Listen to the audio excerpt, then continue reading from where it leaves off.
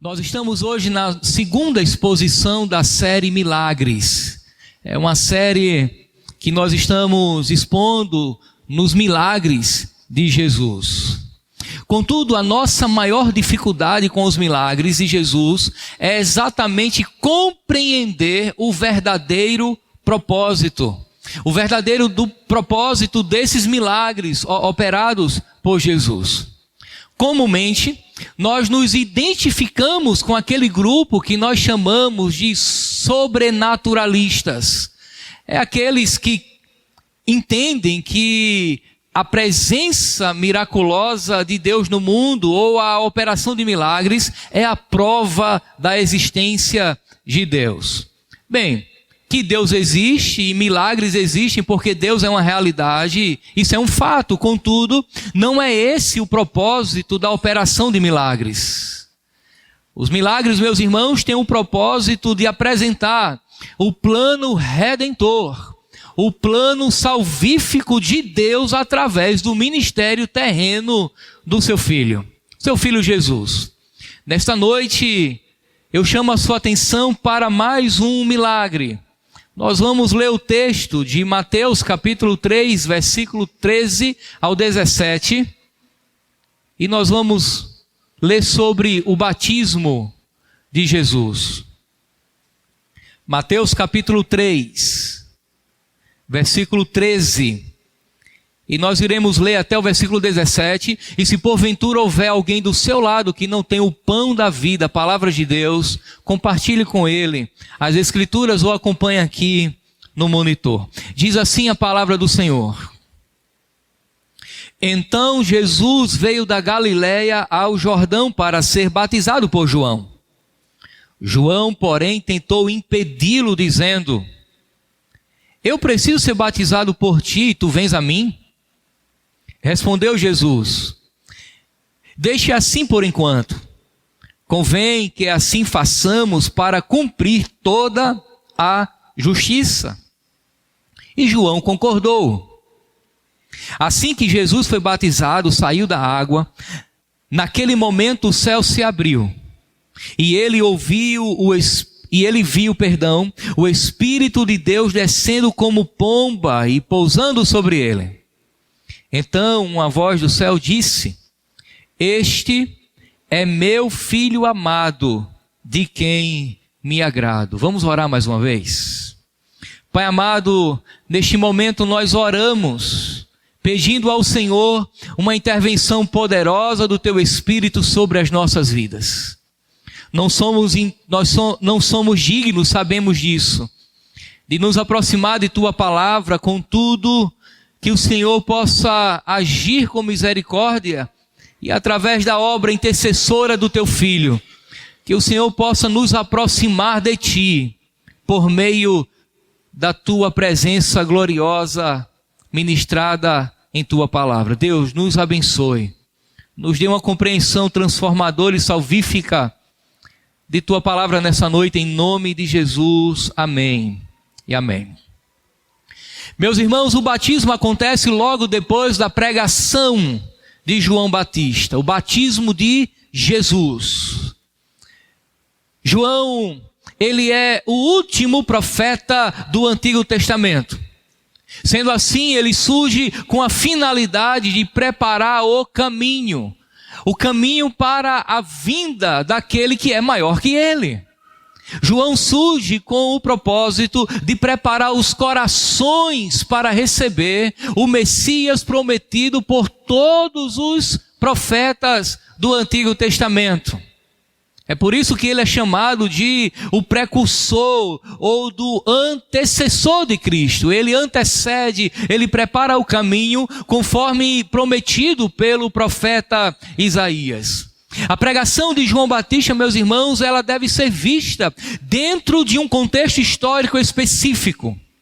Por um período de aproximadamente 400 anos, Deus silenciou a sua voz profética no mundo e especificamente para a nação de Israel. Isso não quer dizer que Deus estava inativo, mas apenas que não se ouvia Deus através de profetas. Sendo assim, Desde Malaquias até o surgimento de João Batista, não se ouve falar em um novo profeta em Israel. É aquilo que os estudiosos, por exemplo, chamam de período intertestamentário.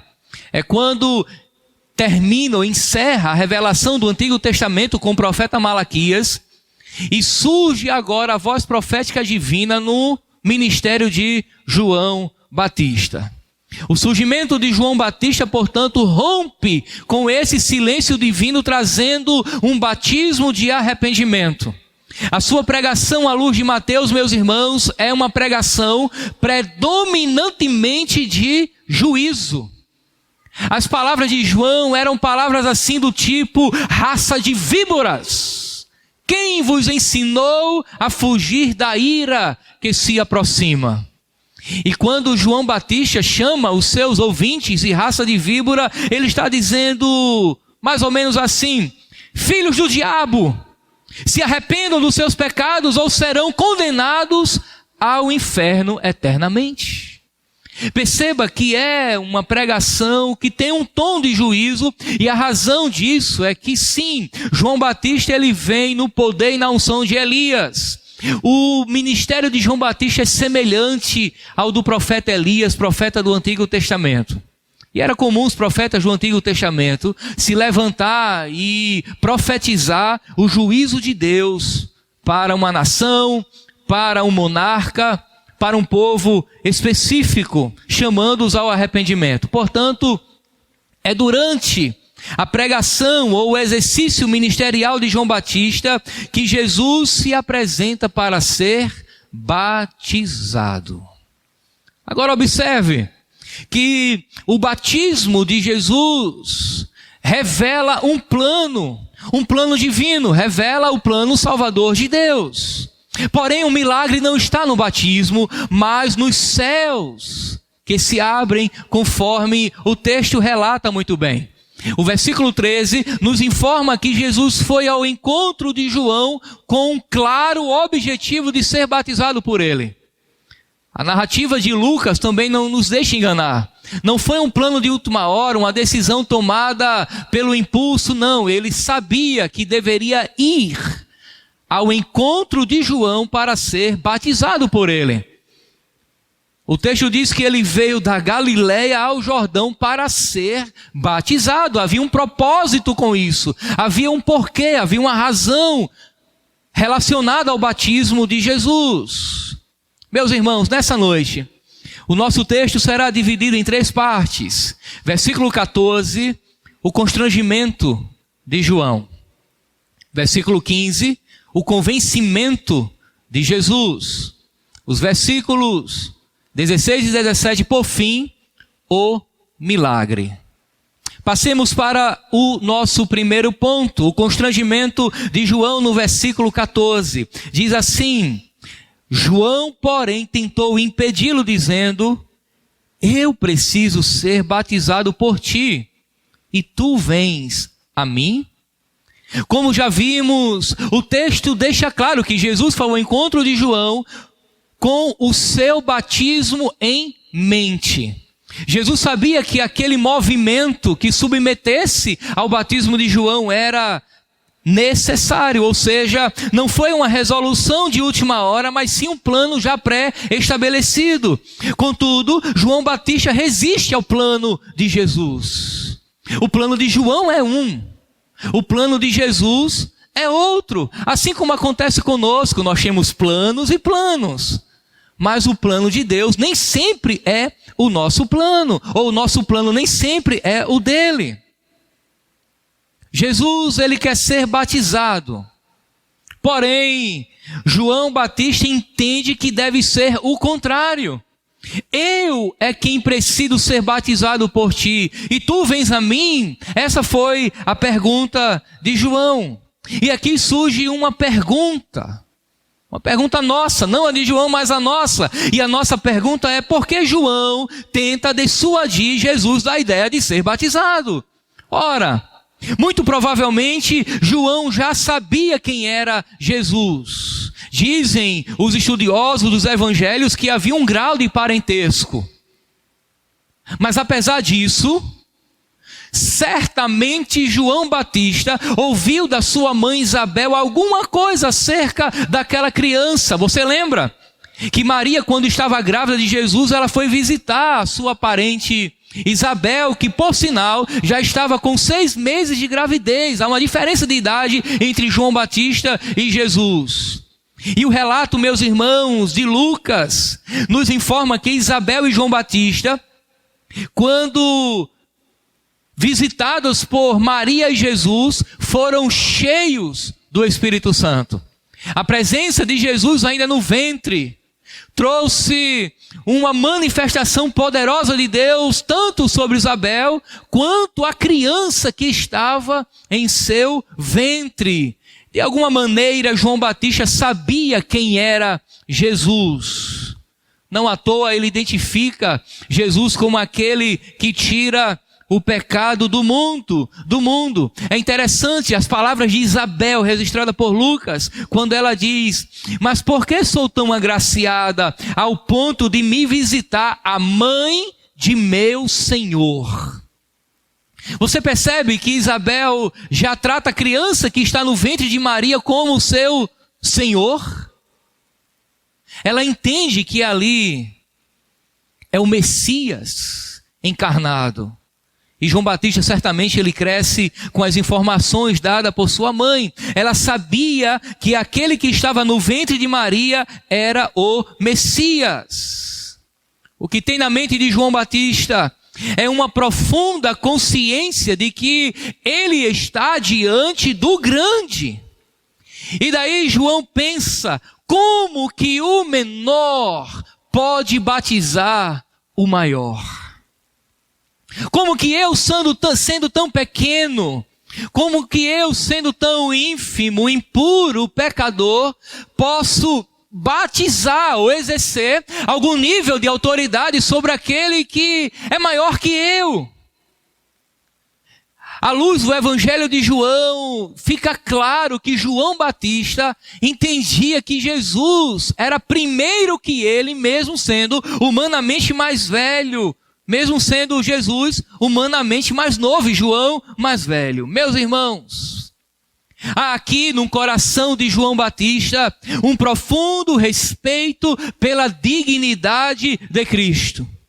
João reconhece Jesus como seu Senhor, assim como sua mãe quando ainda estava grávida. Você já imaginou que aproximar-se de Jesus é estar diante de alguém que é infinitamente maior que você? Você já imaginou que estar diante de Cristo, que invocar a presença de Cristo, que se aproximar dele, é estar diante de alguém sim, porque Jesus não é aquilo, ele é aquele. Ele não é algo, ele é alguém. Estar diante de alguém que transcende a sua existência, que vai além de tudo aquilo que você é. Aí, irmãos, às vezes eu percebo que o nosso sentimento exagerado de dignidade e de autoafirmação nos dá uma visão muito reduzida da pessoa de Jesus Cristo. Nós queremos contemplar Jesus a partir da nossa ótica, mas os nossos olhares são pecaminosos. Nós gostamos de ser grande, nós gostamos de ser o cara, nós gostamos de estar na situação. O problema é esse, é que nós somos orgulhosos e nos sentimos grandes demais. Perceba que nós normalmente temos uma opinião por demais elevada a nosso respeito. Chamamos isso de autoestima. Nem sempre isso é bom, mas temos um conceito elevado de quem somos. E daí, quando nós nos aproximamos de Cristo e diante de sua grandeza, não há nada que eu possa fazer por Ele. Não há nada que eu possa fazer por Jesus. Na realidade, eu sou totalmente dependente dele. E nós queremos fazer coisas por Deus. Isso é comum na nossa dinâmica de vida. Perceba, quando nós recebemos um presente de alguém, nós ficamos felicíssimos, mas em alguma medida nós nos colocamos em uma condição de constrangimento de devolver o presente para que aquela pessoa não ache que eu devo alguma coisa a ela. E daí Jesus nos abençoa e logo nós estamos pensando em fazer alguma coisa para recompensar a Deus. Mas como? Se Ele é infinitamente grande, não há nada que eu possa fazer por Ele. O pecador da história somos nós. E daí eu entendo, meus irmãos, que nós temos que contemplar Cristo a partir do que Ele revelou acerca de si mesmo. Ele é o Deus que se fez carne ao nascer da Virgem Maria para nos salvar. E é essa visão que eu tenho que ter dele. Ele é Deus. Ora, o batismo de João, meus irmãos, era para arrependimento. Ele sabia que Jesus não tinha pecados. Quando João diz, eu quem preciso ser batizado por ti, ele está dizendo, o pecador aqui sou eu. Há uma diferença entre nós, de tamanho, de grandeza, de qualidade, em essência. Eu sou o pecador, o Senhor é o puro e o santo. João reconhece a sua pecaminosidade. A pergunta é, qual sentimento você tem quando se aproxima do grande? Você se sente pequeno? Qual sentimento você tem quando se aproxima do puro? Você se sente impuro? Qual sentimento você tem ao aproximar-se do santo? Você se sente um pecador? Você entende que todas essas perguntas são retóricas porque já pressupõem uma resposta negativa de sua parte. Sim, eu sou pequeno, impuro, um pecador. Voltando ao texto, apesar das palavras de João, Jesus não abre mão do seu plano inicial. É necessário que ele seja batizado por João Batista. Nós temos, portanto, agora o nosso segundo ponto, o convencimento de Jesus. Não sei se essa frase ficou legal, mas com isso eu quero dizer que Jesus convenceu João de batizá-lo. O verso 15 diz assim, respondeu Jesus, deixe assim por enquanto, convém que assim façamos para cumprir toda a justiça. E João concordou. Perceba que João é vencido por Jesus. Ele é vencido. O texto diz que ele concordou com Jesus.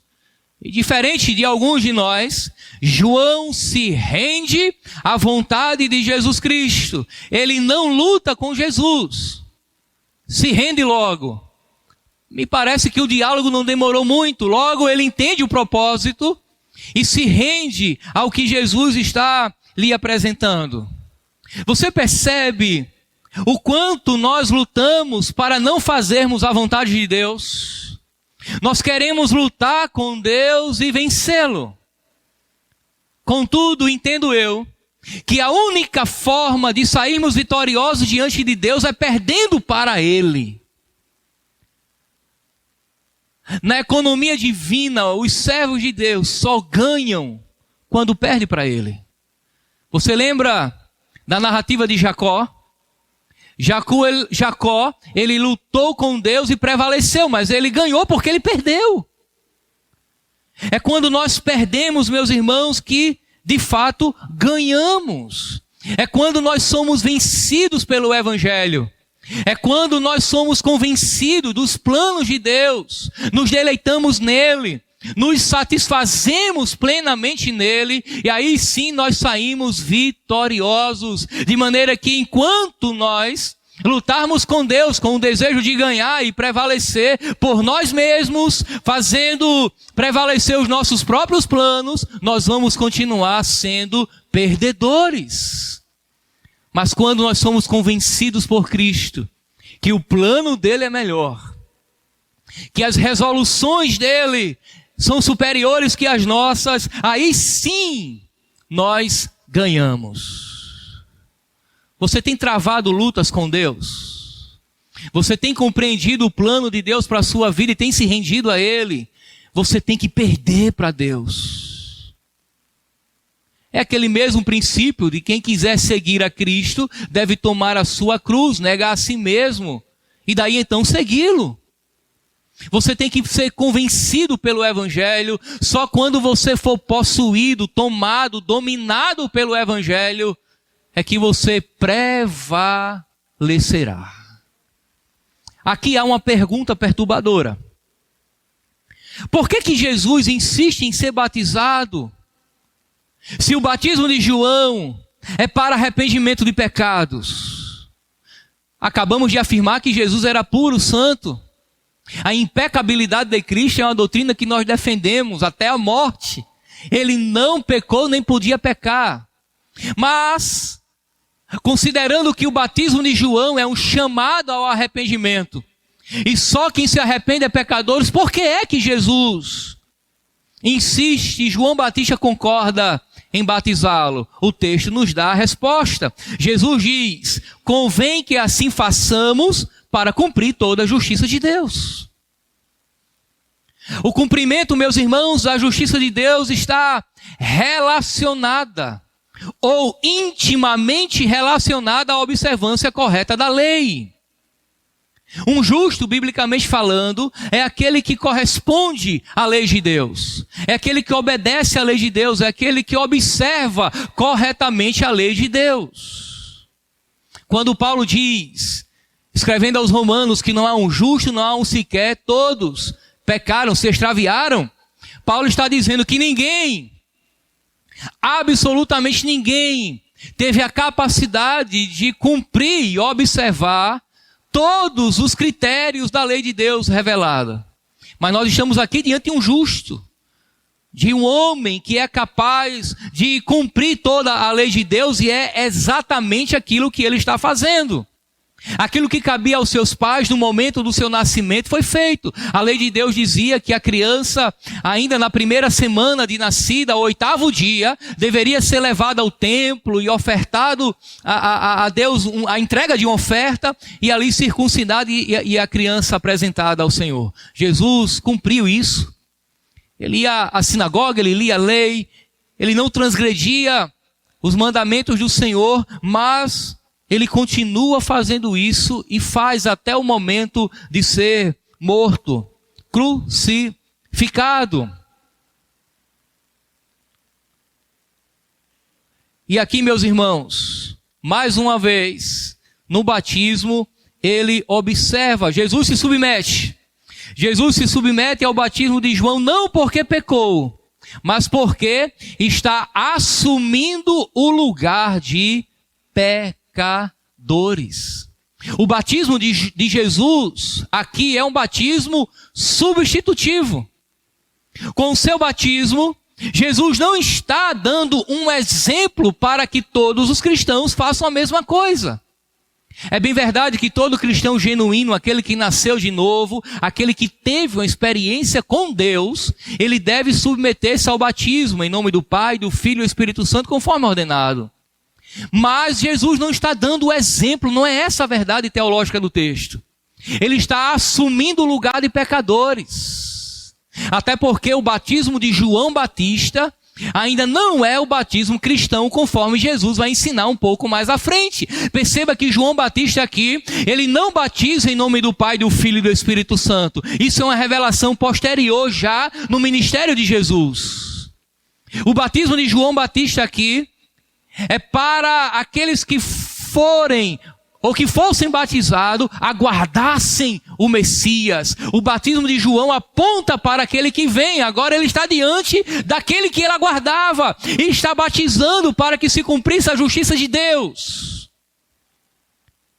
E se o batismo é para pecadores, Jesus agora assume o lugar de pecadores. A substituição, meus irmãos, não acontece apenas na crucificação, mas já aqui no batismo.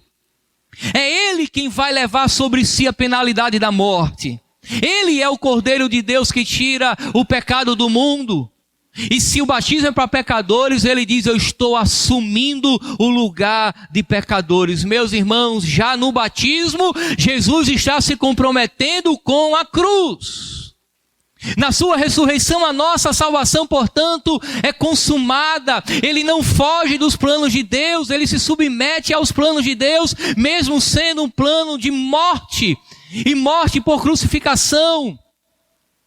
Mas no batismo, João já está totalmente comprometido com o plano de Deus.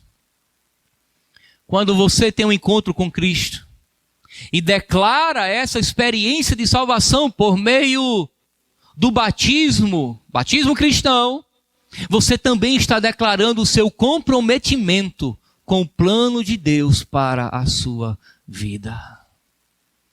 E o plano de Deus, meus irmãos, para a vida da igreja, é adorá-lo para todo sempre, é servi-lo eternamente, é parecer-se com Cristo, é ser atraído por sua glória. Nós estamos comprometidos com Deus em um plano de proclamar a sua glória em um mundo que jaz no maligno. Há pessoas que andam ainda em trevas, assim como éramos também. Nós estamos envolvidos em um plano. A nossa vida não está lançada ao acaso. A nossa vida não é uma vida, meus irmãos, lançada ao acaso, e nós não podemos vivê-la de maneira aleatória. No batismo, o batismo de João, ele significa condenação. Jesus quer suportá-la. O batismo de João significa um grito de misericórdia. Jesus quer abrir o acesso ao trono da graça. Ele está disposto a cumprir com o plano de Deus sobre a sua vida, cumprindo a lei. Ele está disposto a suportar a condenação e a corresponder a esse grito de misericórdia, abrindo os céus e chamando pecadores à presença de Deus diante do trono da graça.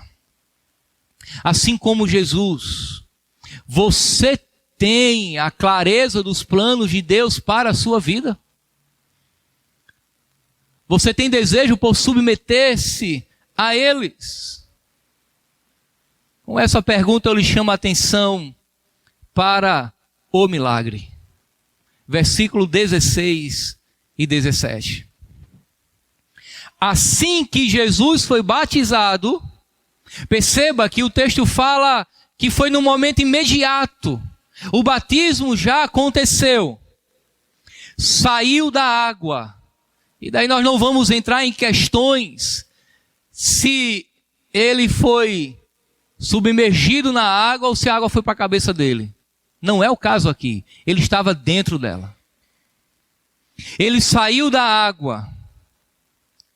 Naquele momento, o céu se abriu. E ele viu o Espírito de Deus descendo como pomba e pousar sobre ele.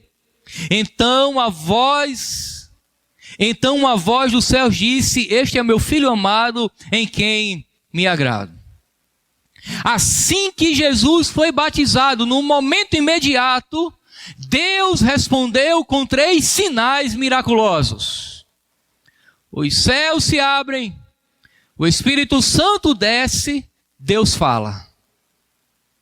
Agora, meus irmãos, os céus estão novamente rasgados, como diz Marcos em seu livro, ou abertos, como diz Mateus aqui.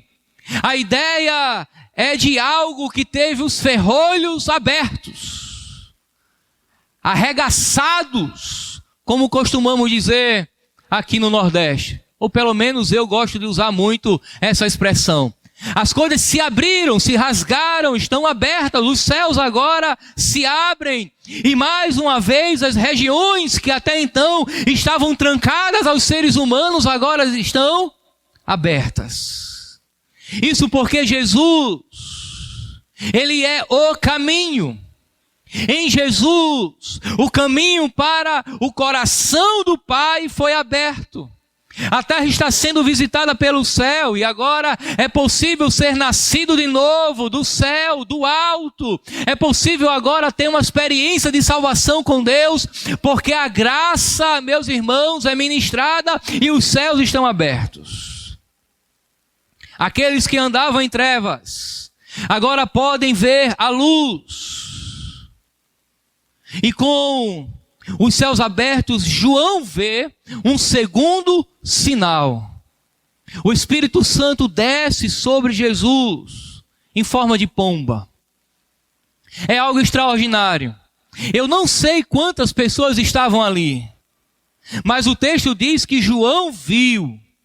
Certamente Jesus também. Algo extraordinário, esse é o milagre. E o significado, meus irmãos, não é de um novo nascimento para Jesus, porque ele não tinha pecados, mas sim de instrumentalização pública. Ou seja, Jesus está sendo capacitado pelo Espírito Santo para exercer o seu ministério terreno.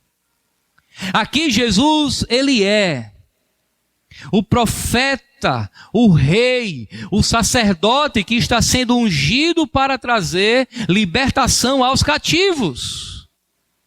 Agora, meus irmãos, um povo que andava em trevas pode ver a luz, os céus estão abertos. O Messias agora é ungido, preparado para proclamar libertação aos cativos. Por isso que cegos veem,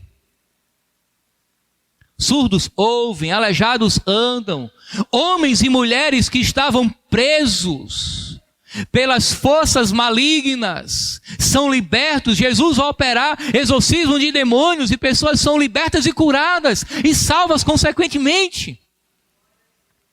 Porque Deus abriu os céus na terra, ungiu o Messias para proclamar libertação. Você percebe que aqui há uma junção, uma fusão entre aquilo que é temporal e o que é eterno. A presença do céu na terra, algo muito semelhante, acontece quando Jesus quando ele é transfigurado e ao seu lado tem os profetas Moisés e Elias. E ali os apóstolos estão em Pedro, diz: Senhor, vamos fazer uma tenda, esse é o lugar de ficar. Porque, meus irmãos, o céu havia descido para a terra. Você percebe que Deus ele nos dá antecipações daquilo que vem? Momentos como esse aqui agora, em que a glória de Deus é revelada por sua palavra, que Deus está falando conosco, que nós temos a consciência de que estamos falando a Deus, Ele está ouvindo e respondendo por sua palavra, Ele está recebendo a nossa adoração, os cânticos de louvor, a nossa vida como adoração a Ele. De acordo com o autor de Hebreus, os anjos também fazem, de maneira que há uma adoração coletiva. Meus irmãos, isso é uma antecipação do que vem, é Deus abrindo os céus na terra. É necessário que entendamos isso, porque isso otimiza toda a nossa vida cristã. Isso nos dá condições de evitar o pecado, pois eu lembro das palavras de Jesus, quando ele ora, ensinando os seus discípulos esse princípio, e daí ele diz: faça-se assim na terra como no céu. Nós temos que viver aqui como se já estivéssemos lá. Meus irmãos, o batismo de Jesus, ele é extraordinário. Esse mesmo Espírito Santo também foi ministrado sobre nós por ocasião, por exemplo, da nossa salvação. E nós também podemos ser, e nós somos, cheios do Espírito Santo para realizar a obra de Deus. O Espírito Santo também nos foi dado. Que cenário extraordinário! Os céus abertos, o Espírito Santo em forma de pomba sobre Jesus, e agora o Pai fala. O Pai fala e a sua fala é direcionada ao Filho. Deus está ecoando sua potente voz na terra mais uma vez, como o som de muitas águas. E quais são as palavras do Pai para o Filho? Este é meu Filho amado, de quem me agrado. Quando o Pai fala, ele fala palavras de elogio ao Filho, declarando o seu amor por ele. A pergunta é: por que o Pai se agrada do Filho? Porque com o seu batismo, Jesus ele declara a sua fidelidade à justiça de Deus e faz isso com alegria. Jesus declara o seu comprometimento com todos os planos de Deus e ele faz isso com alegria, mesmo sabendo que os planos de Deus implicavam em sofrimento, em humilhação e morte. Mas ele faz, meus irmãos, isso com alegria. Para Jesus, obedecer a Deus não é um peso, mas um prazer, uma satisfação. Ele não vê a cruz como tristeza, mas com deleite, porque é a vontade de Deus para a sua vida. Você lembra que Jesus falou, e isso está registrado no Evangelho de João, que o seu alimento é fazer a vontade do Pai? Eu quero chamar a sua atenção, porque eu percebo que há uma íntima relação entre obediência e prazer, deleite. Você percebe isso? Você obedece a Deus com alegria, porque não basta obedecer, tem que obedecer com prazer. Não basta fazer o que é certo, tem que fazer o que é certo de maneira que Deus seja glorificado. Raciocine comigo. Eu creio que é plenamente possível uma mulher permanecer casada com um homem até a sua morte sem amá-lo e nunca traí-lo. E nunca deixar de passar, lavar, engomar, cozinhar para ele. Mas ela faz sem prazer, sem deleite, por obrigação. Você percebe que é possível um filho obedecer o pai sem querer? Isso acontece muito na nossa realidade. Nós já fizemos isso. E quando nós pedimos aos nossos filhos para fazer algo, ele pode fazer, mas ele pode dizer assim também: tá bom, eu vou. Não tem outro jeito. Isso não agrada o coração do Pai, de maneira que não basta apenas obedecer. Para agradar a Deus tem que obedecer com prazer. Sabe por quê, meus irmãos? Deus se agrada de nós quando nossa alegria for fazer a sua vontade. Quando você lê as Escrituras Sagradas, você está diante da vontade de Deus para a sua vida. E isso não pode ser um peso. Mesmo sabendo que a mesma realidade de Jesus é a nossa também. Servir a Deus implica em sofrimento em alguma medida, em sermos perseguidos em alguma medida, em sofrer por querer fazer a nossa vontade, mas nos curvarmos diante da dele. Mas isso tem que ser prazeroso.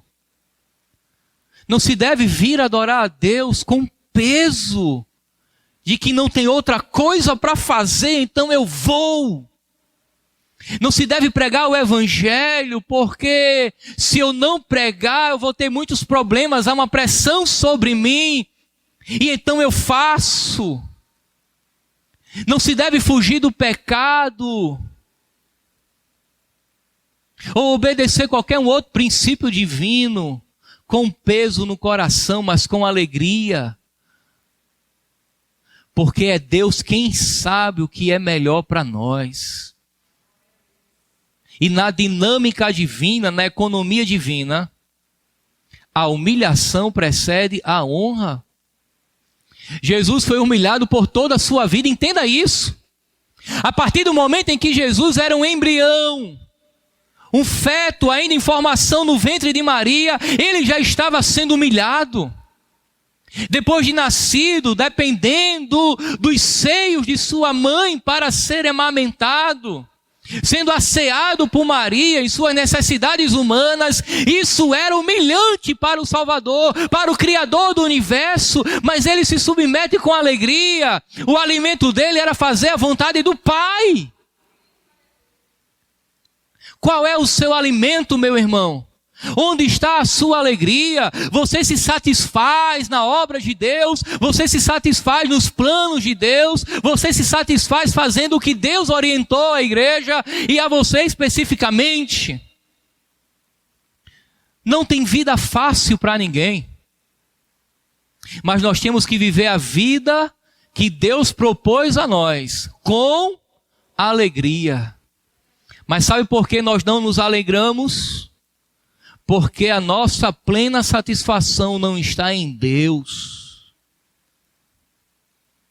Quando Deus for tudo que temos, nós nos alegraremos em tudo o que Ele nos orientar. Perceba agora que o cenário está completo. Em uma só passagem, o Pai, o Filho e o Espírito Santo.